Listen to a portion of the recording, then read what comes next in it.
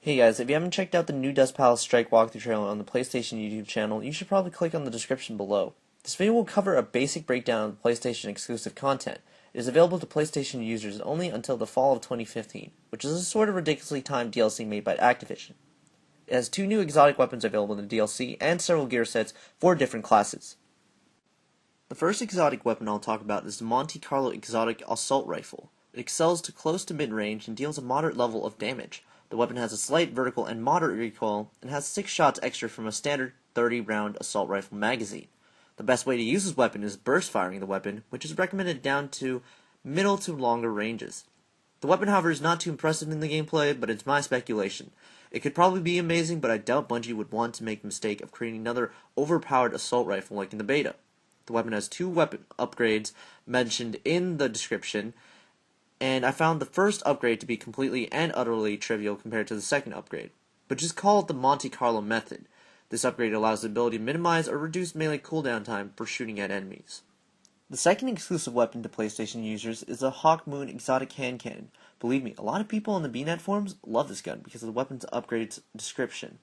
According to the weapon mag capacity from the gameplay, it offers a generous 11 rounds to the magazine, which is actually worth it for a hand cannon. The weapon upgrades or description states that the luck in the chamber upgrade basically allows 1 random shot from the mag to deal bonus damage, and holding ace's upgrade is just luck in the chamber with 1 more shot. It also takes a minimal of 2 to 3 shots to take down a level 20 Legionnaire in PvE. So I say it's a pretty good gun. The exclusive content also comes with 3 rare gear sets to the Titan, Warlock, and the Hunter. The Titan receives the Vanir gear set, the Warlock receives the Manifold gear set, and the Hunter receives the Argus gear set. They're probably pretty good considered that they are described as rare. But don't fret, Xbox users. Destiny will be released a few days from now. A year from now, this content would just be a waste of space and should not even be considered.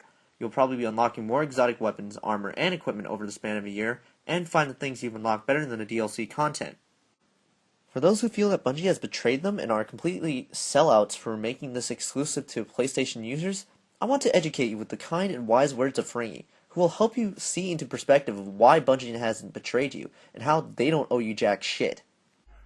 Now, an attitude I've seen online that's downright fucking retarded is the idea that Bungie have betrayed their loyal fans by working so closely with Sony, and that they owe them. This is the same shit Sony fans said about Insomniac with Sunset Overdrive, and it's fucking idiotic. Bungie didn't betray you because Bungie don't owe you a fucking thing. They made a game and you bought it. That is the extent of your relationship. If you want to take it further, you're a fucking idiot. It's just that simple. You didn't make Bungie what they are today. Bungie did that by making games that people wanted to buy.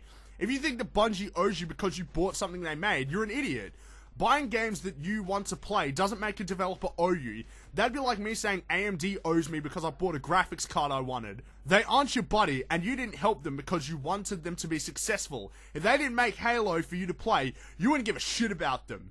Don't try and sugarcoat it. It's pure selfishness. If anything, you owe Bungie. Bungie are one of the most community-oriented developers in the industry. They often gave you free DLC for Halo games.